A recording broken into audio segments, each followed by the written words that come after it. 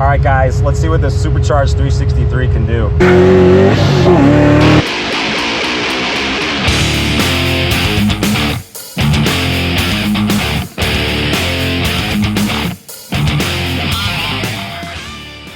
Hey, what's going on, everybody? I am here with my good friend Efrain, and today we're talking about his 1989 363 powered Foxbody Mustang.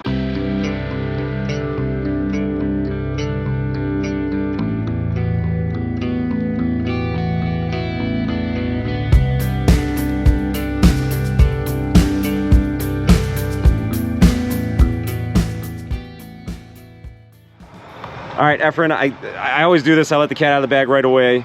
We know it's 363, but before we get too far into the car, I want to get to know a little bit more about you. How long have you owned this car?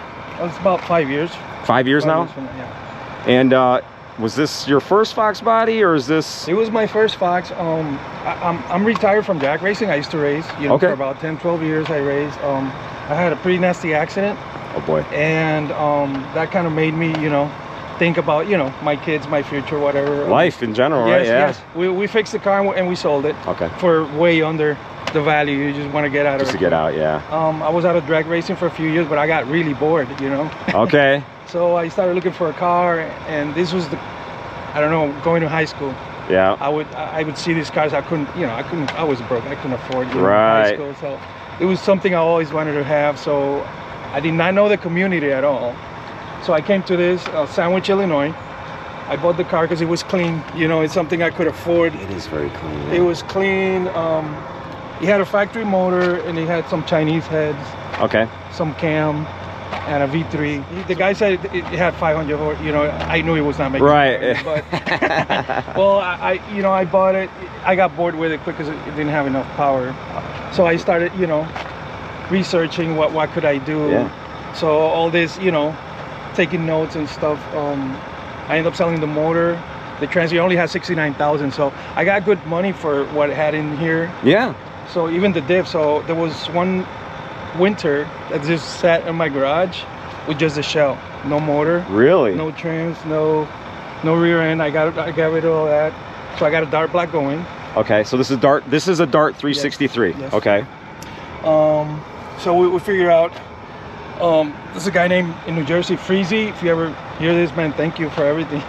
He pretty much combined, for me, he's tuner and sure. So gave you the right combination. Yeah, exactly. What heads are on here? They're AFR heads. AFR heads, okay. How about custom cam or something? At Curtis. At Curtis Custom, okay. So it was all custom. They asked a bunch of questions about the car, and sure. And they put, it made power right away. It's not we're going to be searching for power. And then I wanted something that was from the era. Yeah. So that's why I went, a lot of people say, why didn't you go turbo? But no, man, you can't. So is this a V1? Yeah. Okay.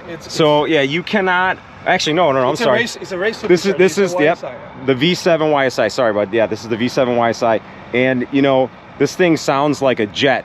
When you fire it up and you're driving down the road. So we're gonna hear that a little bit later. But yeah, you cannot beat.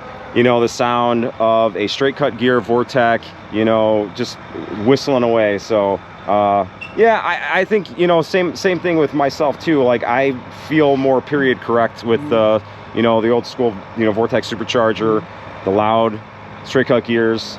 And man, it's super clean in here. Scott rod panels looks like. Okay. So this is really old. My ignition system is really old. It's probably from the time. It still works. So, for now, it works great. So for now, it's staying there, But yeah, you know what? Talking about like old school stuff, man. I know guys with Anderson PMS, still in their car. And you know what? If it works, hey, don't fix it, right? Until it breaks. So I got to ask, who did all the work on this car? You did? All right. So are you a handy guy, or is this something you do for a living? I'm a Honda tech. Okay. Or Toyota tech. Yeah. So I work for a Honda dealer in Wisconsin. So you know what you're doing. You know your way around a car. A little bit. Yeah. Awesome. How many pounds of boost? That pulley, it's 28 pounds. 28 pounds of boost. Yeah, wow. So we're north of 900. North of 900 horsepower. Okay, I got a question for you here. Okay, so 900 horsepower, a lot of boost. I see two blow-off valves here. Yeah. Now, was that absolutely necessary? I'm curious because I honestly don't know for the reason for the dual blow-off valves. Once I was searching a problem where the car was going lean on the D-cell. Okay. So I was thinking, I don't know, it was just me. I didn't get any advice. This is just me. I'm like, maybe, because I seen we even put a GoPro in the engine bay. I wanted to see what was going on. And on D-cell, the blow valve was staying open. There was a lot of air coming out. I'm like, I wonder if that's enough, you know? So I know people that boost a lot, but I mean, that's probably like 50 pounds, you know, from the drag racing background. Used 2 of them. So I added another one. It didn't change, so it was something in the tune that had to be fixed. So I mean, it stayed there. It sounds amazing. Like I said, your car sounds like a jet. So yeah, I just wasn't sure if it was, you know, really absolutely necessary, but it doesn't hurt, obviously, right? Wow, absolutely beautiful job here with the engine bay. You know what, we might as well talk about suspension and brakes here, because this is the first car actually that has like the skinny wheels up front. And man, I love these wheels. What wheels are these? These are weld drag wheels. They're billet aluminum, so super light. Yes, the super light forged, you know, and then it's got the wheelwood drag brakes. I wanted to build like a weekend warrior, so something that had a lot of power, so I could drive in the street, rowdy. I wanted it rowdy, but something I could take to the track, you know. Okay. What size are these tires? These are 17s. Okay. Wow. Little skinny guys up there. Yeah, now, I do have to ask, like, as far as, you know, having the skinny tires up there, is it easier, harder, the same, like, steering-wise, or you got no power steering, right, to begin with? I kind of regret taking the power steering.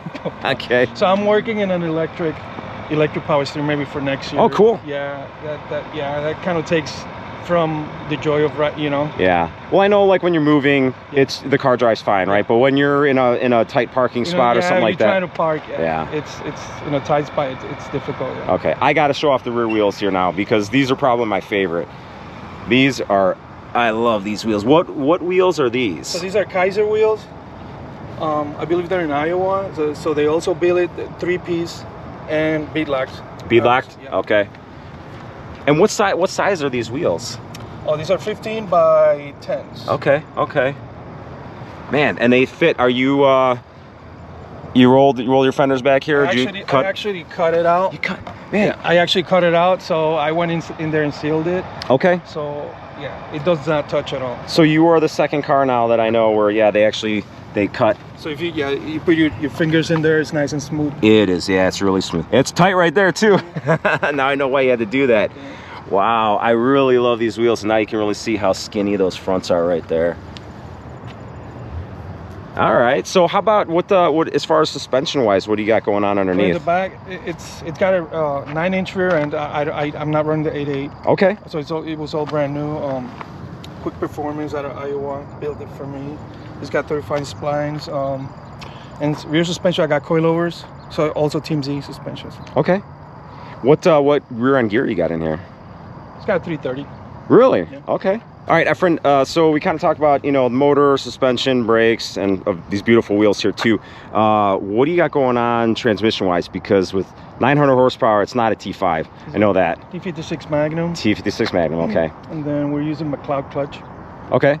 Because of the 9-inch rear end, we did a custom drive shaft. Okay. Well, yeah, T56, I kind of imagine that too. You know, to handle that kind of horsepower. So have you actually taken this car to the track yet, or not yet? Well, that's the thing. Plan on it? I want to eventually. I got 2 sets of slicks at home, man. Okay. It started as that. Then as I started researching for parts and stuff, then on YouTube I found all you guys. Okay. All these channels, you know, and then I found about Foxtoberfest, about Takeover. Yeah. So, you know, 1 trip to Takeover, I made a bunch of friends, you know. Awesome. 2 trips to Takeover, I made more friends, you know. So now we just, you know, we call each other, you know, we get to hold each other, and we can't wait to meet, you know. So honestly, man, it's not like it's a show car, I would say. It's my car, you know. I can't compare it to, sure, you know, a lot of the, you know, high-end cars that are here, but I wouldn't even, you know, honestly, like I wouldn't even try, in my opinion. Like there's always going to be somebody who can throw more money into their car or make it look better, or they have a different creative vision. Do your car the way you want to do your car. And you know, it's kind of like you know, my t-shirts, how they say my car, my story, right? Like this is your car, this is your story. And you know, to be honest, like a lot of people are chasing like those numbers, or you know, whether it's horsepower or you know, the track numbers. But you know, at the end of the day, and this is just my opinion, like to me, what I appreciate most is the community and the friendships. And I've met so many people, you know, beside, you know, you and, you know, right, and Dwayne, who, you know, Chicano Fox, who, you know, I flew out here with. Like we never knew each other. We wouldn't have even known each other if it wasn't for this community, you know, social media and that kind of stuff too. And you know, it again, it makes me feel good when people say like, hey, you know, I saw you, or you know, this your friend or somebody posting, and it inspired me. So I'm really happy about that. And if you never do get it back to the track, so what, right? At least as long as you're having fun with the car and enjoying it, that's absolutely the most important part. I really want to get a number out of the car, so eventually, get back on the horse. But it kind of went on the, you know, it went on the back burner. You know, I really have fun, you know, coming to this stuff and meeting you guys. You know, say hi. We talk about cars every day. And we do our thing, you know, with our Foxes. So what can be better than that? Yeah, absolutely. Can we take a look inside? Because I mean, this car is incredibly clean. You said what, maybe like 70,000 miles now? Well, when I bought it 5 years ago, it had 69. It's got 74 now. Okay. What seats are these? These are Corvo seats. Oh, nice. The factory seats are still sitting at home. I mean, this car was really clean inside. I did not want to. That's why there's not a cage inside. Yeah, good. Because I don't want to tear the interior. The car gets a little squirrely, you know, in the street.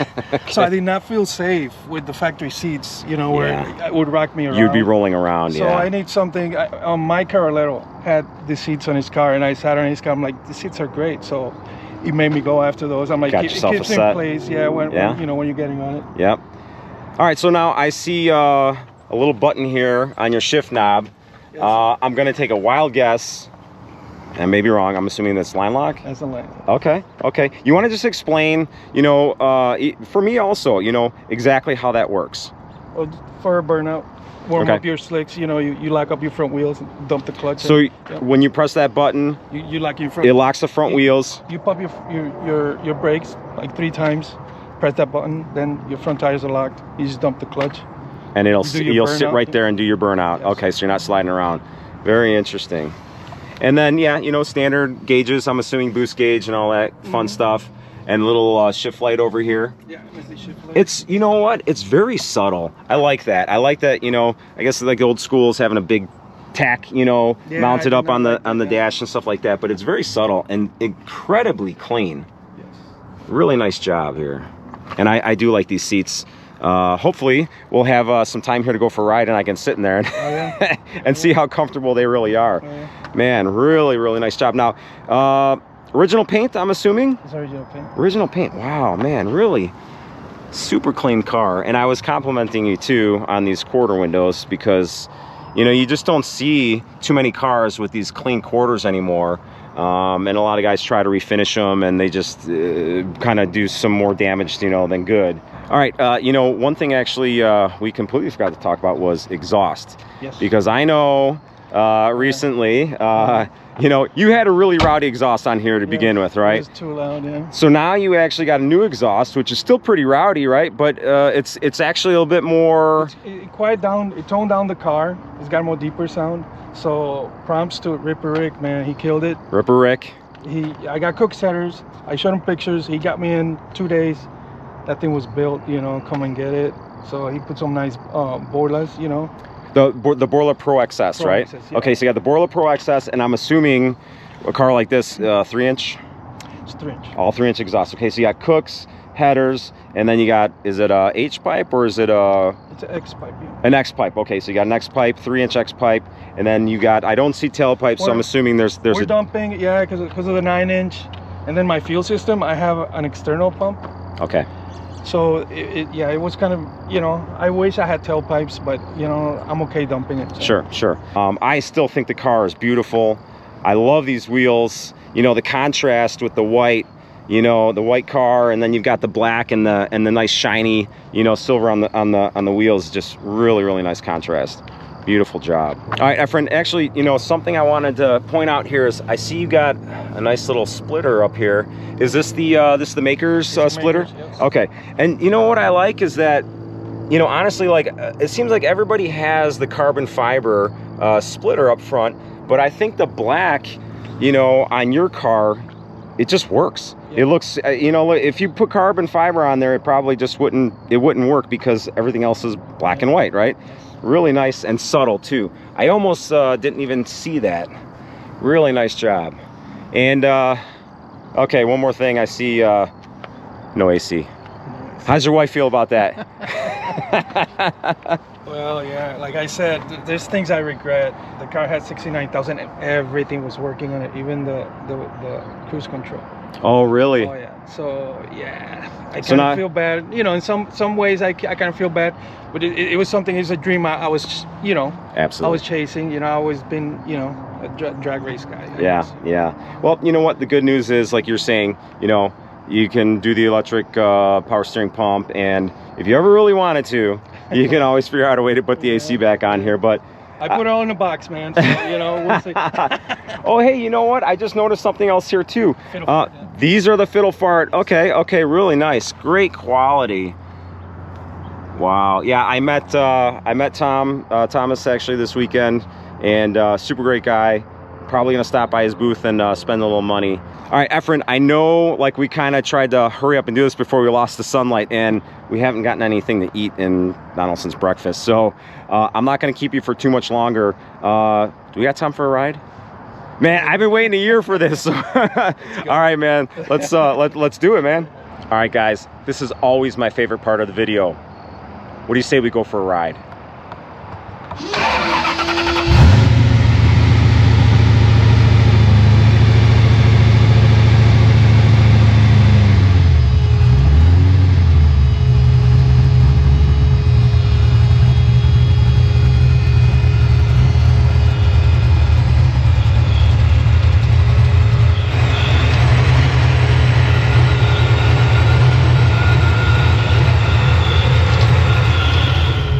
All right, guys, let's see what this Supercharged 363 can do.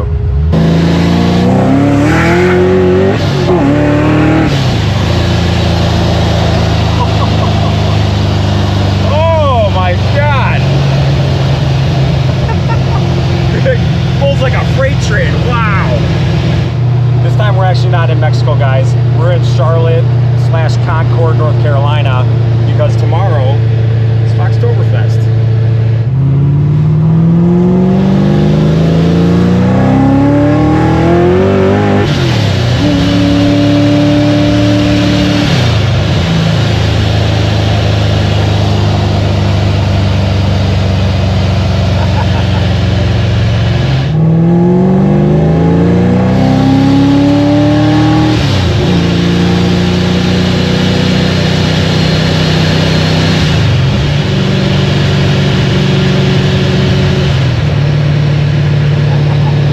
Those dual blow-off valves just sound like a jet engine, man. It's amazing. It's so good. And you know, I hear some people like don't like that sound. Yeah. I was kind of nervous when I put the blow-off on mine, that the atmosphere blow-off, that maybe I get bored or get annoyed with it. Not once have I got tired of hearing that sound. It just sounds amazing. All right, guys, we are back from the ride, and Efrain, I got to tell you, man, I am not joking. That car put my ass in the seat, man. It pulls like a freight train. So beautiful job. The car's amazing. It looks great. It sounds great, and it performs amazing. So I really appreciate the ride. Again, I honestly, I've been waiting a year for this one. So I'm really happy we had a chance to do it. We are losing sunlight over here now, and again, we haven't eaten all day, so we got to go get something to eat.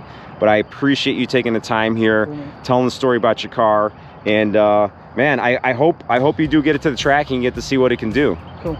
So one thing before we leave, I want to give props to Mario Pineda. He was a big influence, you know, like I follow him So, you know, it helped me build my car. I didn't want to build his car, you know, but yeah, you know, it was a big inspiration. All right, guys, we're going to wrap things up here. I hope you enjoyed this video as much as I enjoyed making it. Efrain, again, thank you, man. I appreciate it. Guys, if you have any questions or comments about the car, post them down below. Efrain and I will do our best to answer them for you. If you like the video, please like and subscribe, and we'll see you next time.